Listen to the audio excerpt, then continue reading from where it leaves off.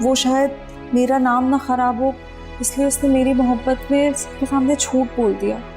Afreen was a very complex character, जिसको लगता था कि उसको घर में वो अहमियत नहीं मिली जो वो चाहती थी।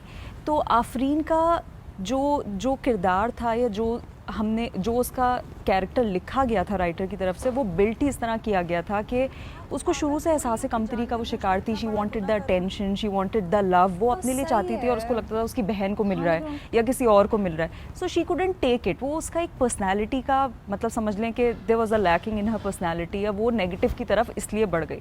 बिच्छू के लिए आप ही को कास्ट क्यों किया गया? आफरीन का किरदार मुझे लगता है कि मुझे इसलिए दिया गया क्योंकि जब ये टीम कास्ट कर रही थी तो उनको एक इनोसेंट फेस चाहिए था जो आफरीन का किरदार निभा सके, जिसको लोग यकीन ना कर पाएँ कि ये इतनी भोली है और ये कर रही है। बिच्छू और इससे पहले बिसात और भी जो आपने ड्रामे किए हैं, उसमें या तो आपने कोई नेगेटिव कैरेक्टर किया है या फिर सपोर्टिंग कैरेक्टर किया है। आपको क्या कोई डर है कि आपको अब टाइप कास्ट किया जाने लगेगा? आई थिंक मेरे ज़रा नेगेटिव रोल्स में, क्योंकि उनका इम्पैक्ट इस तरह का होता है और ज़रा आँख में नज़र ज़्यादा आते हैं, तो मुझे लगता है प्रोमिनेंट ज़रा वो ज़्यादा दिखाई दिए हैं, वरना मैंने नेगेटिव और पॉजिटिव बराबर ही किए हैं। बट आई डू अग्री कि हमारे यहाँ टाइप कास्ट होना स्टार्ट हो जाता है और लोग एक सर्टन लाइट में देखना स्टार्ट कर देते हैं इंसान को। वो समझते हैं कि शायद वो रियल लाइफ में भी ऐसे होंगे या कुछ भी, लेकिन you know I always tell people ऐसा कुछ नहीं है। हम लोग एक कैरेक्टर प्ले कर रहे हैं जो हमारे पास लिखा हुआ आ रहा है। तो कभी रियल लाइफ में आपको जो है लोगों ने पकड़ के कहा कि ये क्या कर रही हैं? और अच्छा, अभी जब मेरा बिच्छू चल रहा था and I used to go out, मुझे लोग ज़रूर मिलते थे and people meet me with love, इसमें कोई, बट दे आस्क कि आप ये बहुत आफरीन इतना नेगेटिव क्यों कर रही है, वो इतनी सेल्फिश क्यों है, वो इतनी मीन क्यों है? And I am always smiling and I am saying मैं क्या करूँ, वो कैरेक्टर ऐसा है। But the good thing is that people praised me for the work that I did. Noor Muqaddam का केस हो, मोटरवे रेप केस था, आपने बहुत से वीलॉग बनाए जिसमें आपने ख़वातीन के हुकूक़ की भी बात की और साथ में आपने विक्टिम ब्लेमिंग पर भी बात की।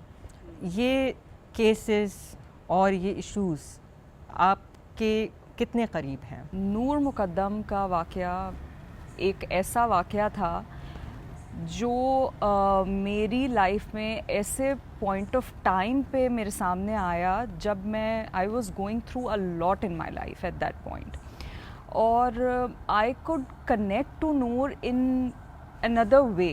मैं शायद ज़िंदगी में किसी को बता नहीं सकती या मैं बयान नहीं कर सकती कि I never met Noor, I did not know her before this, but I feel so deeply for her on so many levels. Victim blaming का जो हमारी सोसाइटी में अनफॉर्चुनेटली एक पता नहीं ये क्यों होता, आई डोंट नो, क्या एजुकेशन की कमी है, अवेयरनेस की कमी है। तो मुझे लगता है कि मेरी रिस्पॉन्सिबिलिटी है एज अ पब्लिक फिगर कि मैं लोगों को अवेयर करूं, आगाह करूं, ताकि इस तरह की बात अगर मुझसे कोई एक बंदा भी सीख लेगा या समझ लेगा तो मुझे लगेगा कि मेरा काम पूरा हो गया।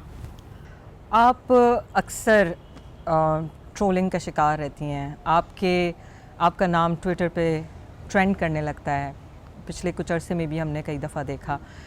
आप कैसे डील करती हैं इस नेगेटिविटी को जो कि सोशल मीडिया की तरफ से आप आती है? स्टार्टिंग में मैं बहुत ही ज़्यादा इमोशनल हो जाती थी, मुझे बहुत इस तरह फील होता था कि ये लोग इस तरह क्यों करें। मुझे ये बात यकीन नहीं आती, क्योंकि होता है ना कि हम अपनी लाइफ में शायद बहुत सारे लोगों को नहीं पसंद करते होते, या हम होता है कि maybe we dislike someone, लेकिन आप इतनी एनर्जी रखें कि आप जाएं और उसको बुरा लिखें और आप उसको गाली लिखें, तो मैं समझती हूँ कि कितनी नेगेटिविटी होगी आपके अंदर कि आप इस तरह का काम कर रहे हैं। तो आई थिंक हमें सबको कुछ भी लिखने से पहले बहुत 100 दफ़ा सोचना चाहिए कि उन अल्फाजों का इम्पैक्ट सामने वाले पे क्या होगा।